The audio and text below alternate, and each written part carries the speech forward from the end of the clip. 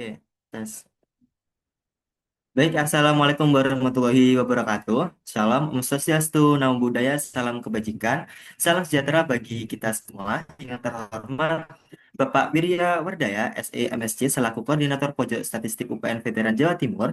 Yang kami hormati Kak Asya Sinara Herdiananta, selaku Ketua Umum Pojok Statistik UPN Veteran Jawa Timur periode 2026, serta yang kami hormati para narasumber hebat yang telah meluangkan waktunya untuk hadir di tengah-tengah eh, sibuknya kita semua. Dan yang kami banggakan seluruh peserta edukasi statistik yang hadir pada pagi hari ini. Puji syukur kita panjatkan kehadirat Tuhan Yang Maha Esa karena atas rahmat dan karunia-Nya kita dapat berkumpul bersama pada acara edukasi statistik yang diselenggarakan oleh Pojok Statistik dengan tema Edukasi Statistik, Analisis Data untuk Pembangunan, Pendekatan Ekonomi, Spasial, dan Kesejahteraan.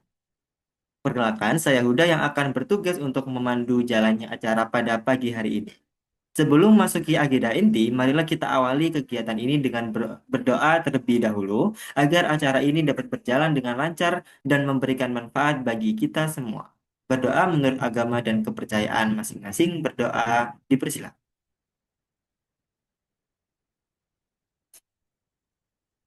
Tidak akhir dalam berdoa. Selanjutnya, marilah kita bersama-sama menyanyikan lagu kebangsaan Indonesia Raya dan dilanjut dengan Mars Bela Negara.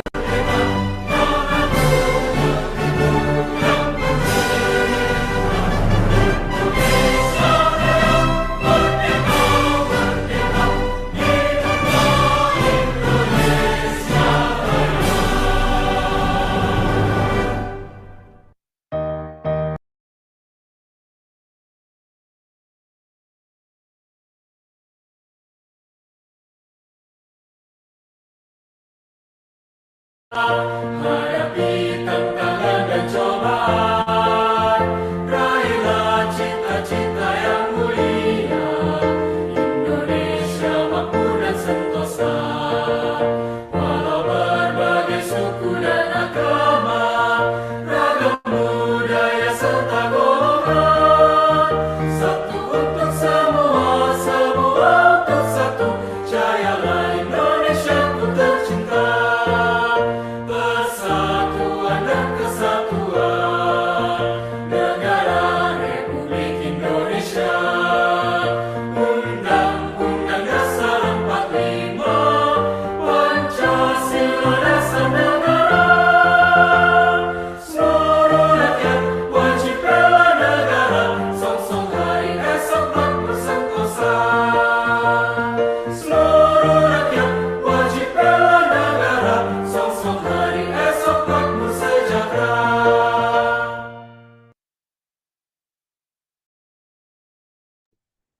Baik, terima kasih.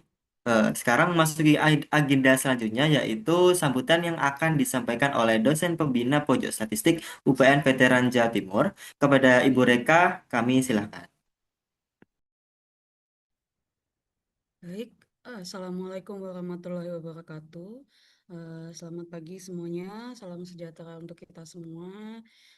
Puji syukur kita panjatkan kepada Tuhan Yang Maha Esa, di mana hari ini kita masih bisa berkumpul kembali untuk melanjutkan webinar edukasi statistik di hari yang kedua dengan tema analisis data untuk pembangunan. Untuk tema hari ini itu saya rasa sangat relevan bagi pembangunan, karena pembangunan yang berkelanjutan itu membutuhkan dasar yang kuat berupa data yang akurat dan juga analisis yang tepat. Sehingga statistik di sini diharapkan mampu membantu kita memahami kondisi nyata, mengukur capaian, serta merumuskan kebijakan apa yang sekiranya nanti efektif, tentu saja berbasis bukti juga. Jadi saya berharap materi yang akan disampaikan pada hari ini dapat memperkaya wawasan kita, sekaligus mampu mendorong gagasan baru dan juga mendukung pembangunan di berbagai bidang, khususnya bidang ekonomi pembangunan. Dan akhir kata saya ucapkan terima kasih kepada para narasumber, para pembina, kemudian juga para panitia ya, yang sudah bekerja keras untuk menyiapkan acara hari ini. Mari kita ikuti rangkaian hari ini dengan penuh perhatian dan semoga bisa bermanfaat bagi kita semua. Kalau begitu, webinar edukasi statistik hari kedua ini resmi saya buka. Terima kasih.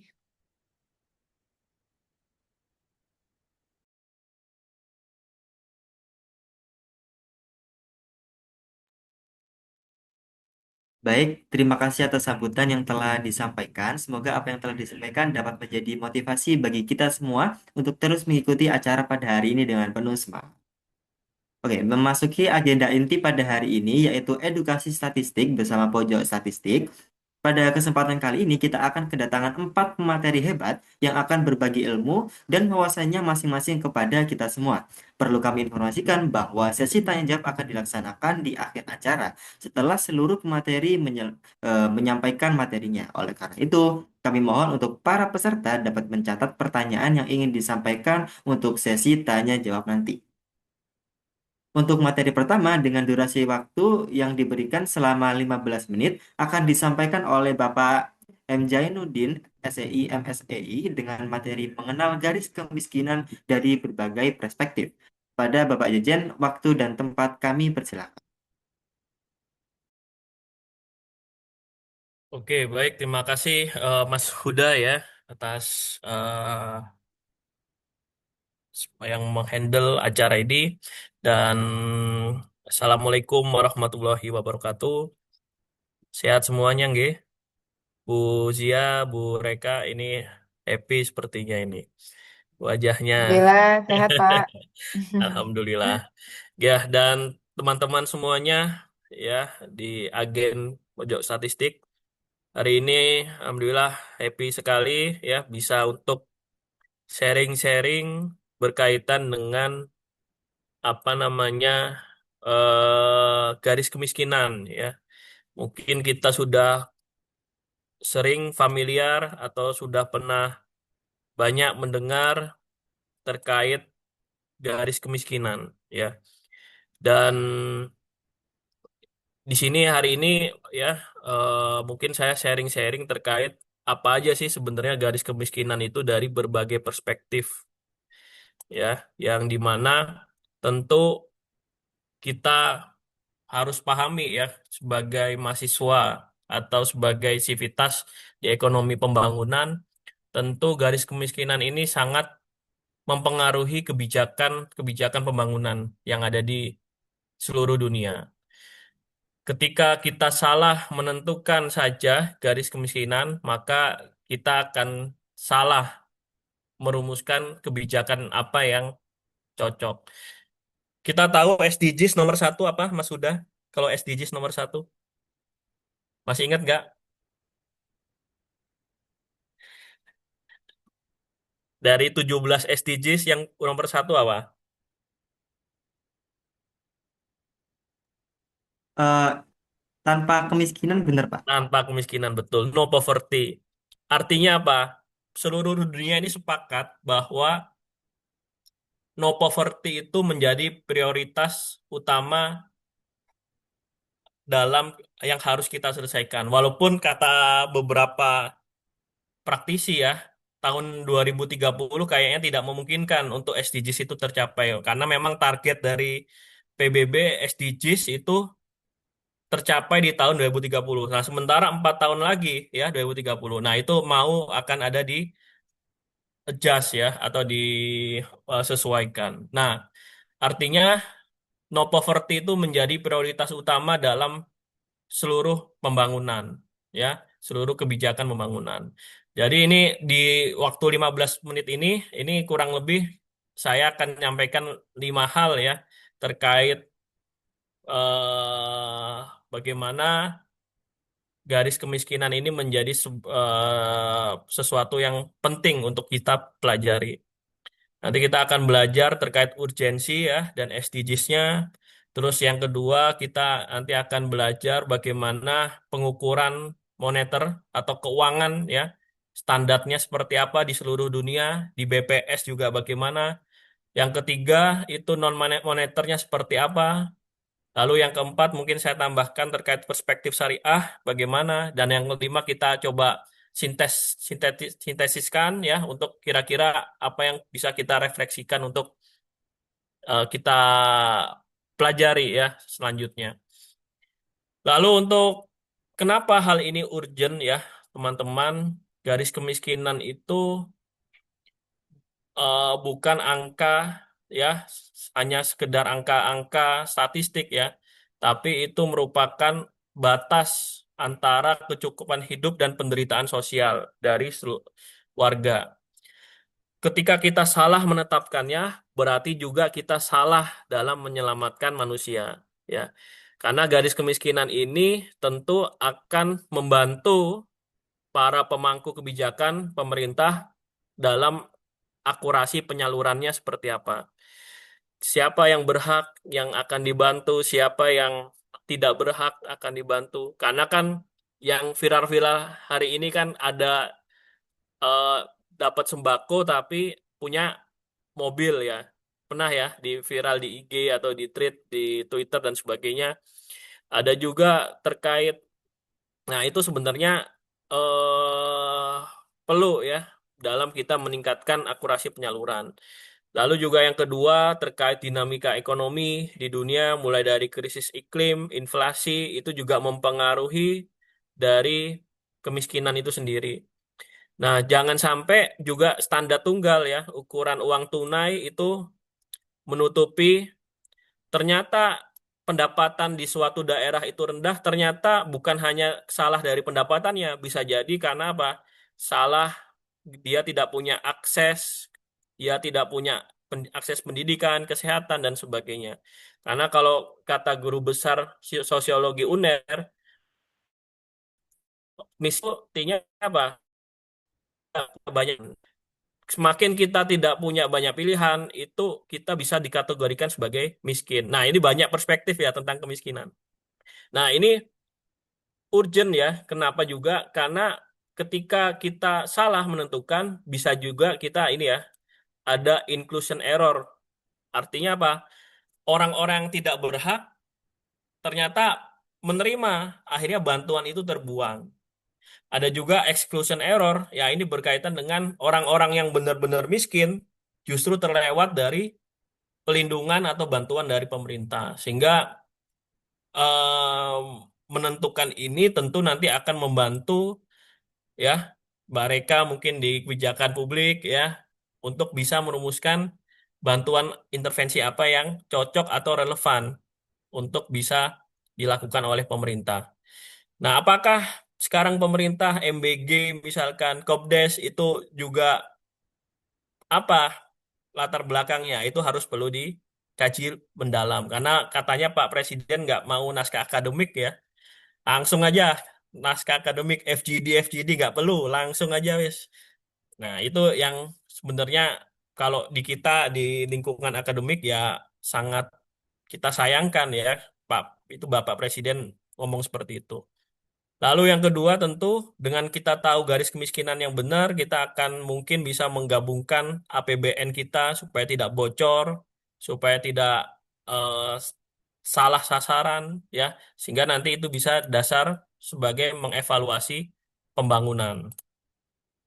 Oke, nah ini yang tadi saya mungkin singkat aja ya terkait kenapa kok no poverty itu tujuan satu, ya karena semua masalah itu adalah kemiskinan sehingga akan menghambat SDGs nomor 2 sampai 17 itu tidak bisa optimal.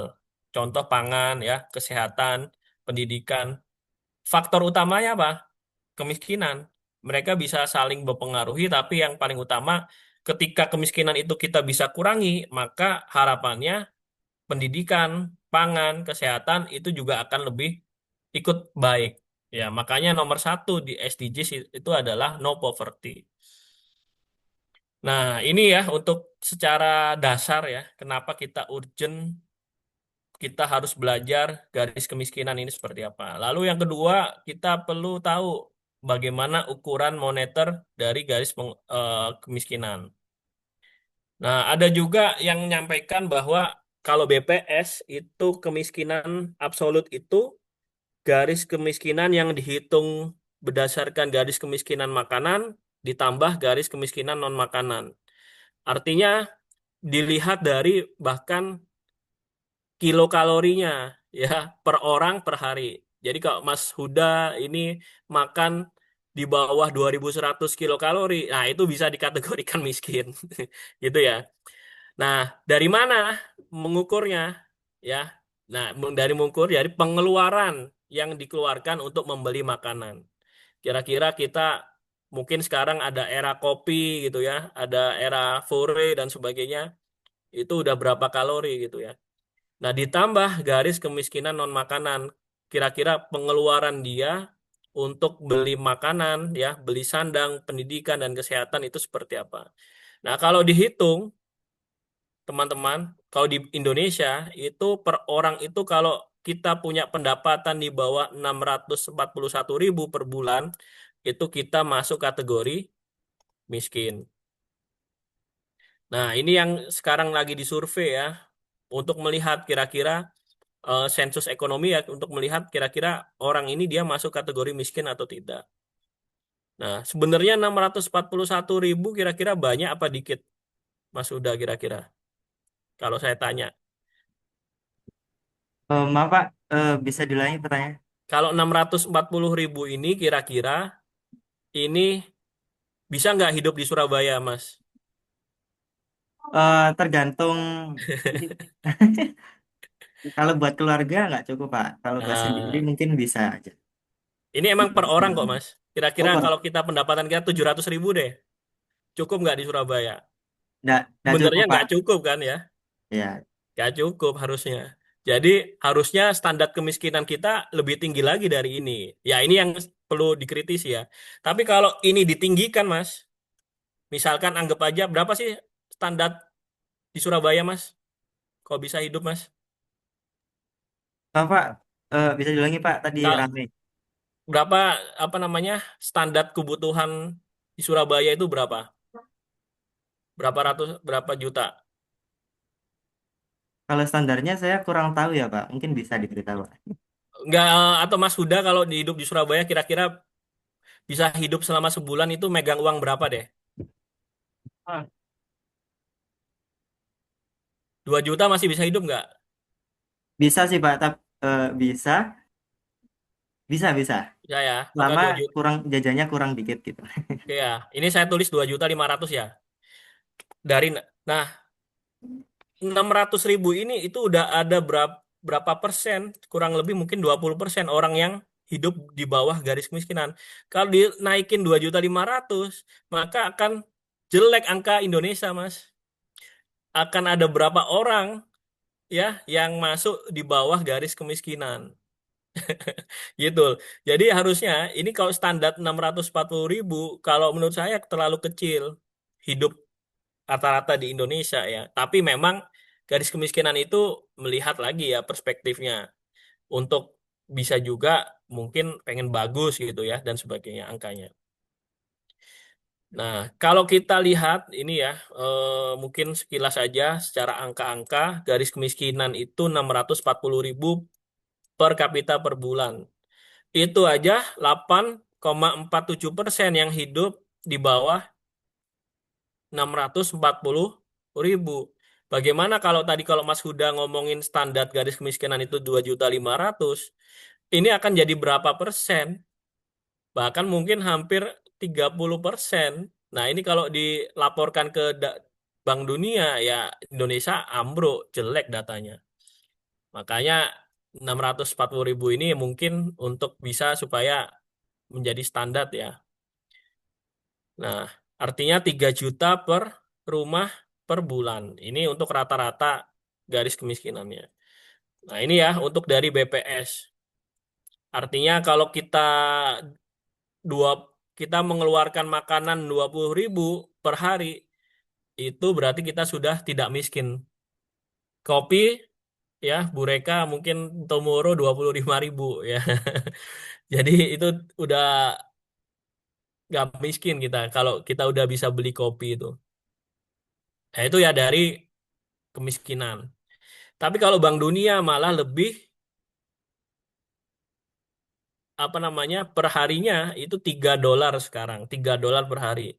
Kurang lebih mungkin 60.000 ya. Itu dikategorikan miskin ekstrim.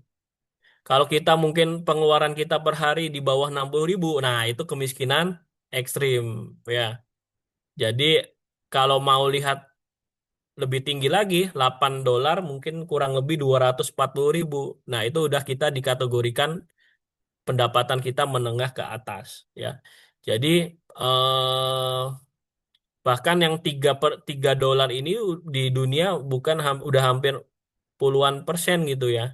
Apalagi kalau standarnya dinaikkan. Oke, ini kalau di OECD dan negara maju itu melihat tolak ukurnya apa? Tolak ukurnya dari median pendapatan nasionalnya. Jadi miskin itu karena dia bukan karena tidak bisa makan, karena pendapatannya itu jauh di bawah rata-rata masyarakat. Jadi bukan makanan yang dijadikan tolak ukur. Kalau di BPS kan masih makanan tadi ya, atau di dunia tadi makanan. Tapi kalau ini lebih ke kira-kira dengan rata-rata pendapatannya kira-kira masih berapa persen dia melihat apa namanya dia di bawah rata-rata pendapatan ekonominya. Nah, ini 50 sampai 60% ya dari median pendapatan nasional. Nah, ini di Eropa dan di negara Oseania ya di OECD ya. Oke, ada juga non moneter Mas. Tadi kalau kita lihat uang, ada juga non moneter itu kita bisa melihat kemiskinan itu dari apa? Nutrisi dan angka kematian anak. Kira-kira di sebuah daerah angka kematian anaknya berapa? Ya, ini yang mungkin bisa menjadi MBG ya, melihat dari segi nutrisi dan angka kematian. Ada juga dari pendidikannya, kira-kira lama sekolahnya semakin lama semakin bagus ya. Partisipasinya bagaimana? Itu juga kita bisa melihat kemiskinan itu dari aspek pendidikan. Ada juga melihat dari standar hidup, air bersih, sanitasi, listrik. Makanya kalau mungkin survei ekonomi pasti juga selain ditanya pendapatan, ditanya juga kesehatan, ya. Kira ada yang sakit nggak? Kira-kira makannya gimana? Pendidikannya seperti apa? Nah, ini dari aspek kemiskinan multidimensi, ya. Ada juga kalau di Indonesia ini melihatnya membagi menjadi 6 desil ya. Sangat miskin sampai pas-pasan atau menengah ke atas, non prioritas. Jadi kalau kita masuk kategori 1-4, nah itu kita bisa mengakses 4 program ini ya. Nah, yang menjadi kritik adalah bagaimana middle class income itu. Kadang middle class income itu sudah dikategorikan nomor 6 sampai 10 yang pendapatannya middle. Sehingga dia akhirnya tidak bisa dapat ini. Ya, dia disuruh bayar pajak, tapi juga dia tidak bisa mengakses 4 program pemerintah karena dia middle income. Makanya sebenarnya perlu ada kebijakan dari pemerintah untuk orang-orang yang berpendapatan middle, ya, karena dia tidak bisa mengakses tapi juga disuruh bayar pajak. Ya, ini ya nasib middle income di Indonesia masih seperti ini. Ada juga dinas sosial. Kadang gini Mas, ya Mas Huda, dinas sosial ini pendapatannya dia dia tanya apa? Ada orang ya pendapatannya misalnya 5 juta, 5 juta, tapi kondisi rumahnya dia atapnya bocor, dindingnya nggak permanen dari bambu, lantainya masih tanah. Itu dikategorikan miskin sama dinas sosial. Makanya kemiskinan datanya dari dinas sosial, saya kemarin juga ada yang cerita ya, dinas sosial dan juga BPS atau dinas yang lain itu datanya tidak sinkron karena mereka melihat kemiskinan itu dari berbagai perspektif. Kalau dinas sosial, kalau rumah kita nggak ada temboknya, ya bambu, terus lantainya masih tanah, padahal sebenarnya sebenarnya punya mobil ya, punya pendapatannya bagus 5 juta, itu juga tetap dikategorikan miskin. Nah, ini ada beberapa paradoks ya. Kalau di dinas sosial itu bahasanya Aladin, Mas. Atap, lantai, dinding. Nah, itu adalah dasar penetapan rumah tidak layak huni. Nah, kadang rumah biasa tapi belum tentu sejahtera ya, dan pengeluaran sedikit juga belum tentu hidup layak. Nah, kadang juga sebuah daerah itu mencatat angka kemiskinan rendah, namun tetap punya ratusan rumah tidak layak huni. Nah, kadang ukuran moneter sama struktural ini kadang bisa tidak sinkron. Nah, ini kalau apa namanya syariah itu sebenarnya melihat kemiskinan itu dari 5 hal ini. Dari segi agama, segi jiwa, akal, keturunan, dan harta. Bagaimana apakah dia bisa sholat, ya, dia bisa puasa dengan baik, itu salah satu yang harus dilindungi. Ada juga jiwa, apakah dia psikologinya bagus, ya, tidak stres, ataupun dia masih bisa mengeksplor aktualisasi diri. Nah, itu juga masuk kategori yang harus dilindungi dalam syariah. Akalnya juga, makanya nggak boleh minum alkohol ya kalau di syariah, karena itu akan merusak akal dan lain-lain. Terus harus melindungi keturunan, di, disunahkan bahkan hampir wajib ya untuk menikah ya karena supaya memiliki keturunan. Dan juga yang terakhir bisa bagaimana harta itu kita boleh kaya tapi nggak boleh dari sesuatu yang sifatnya haram ya penipuan, judi dan sebagainya.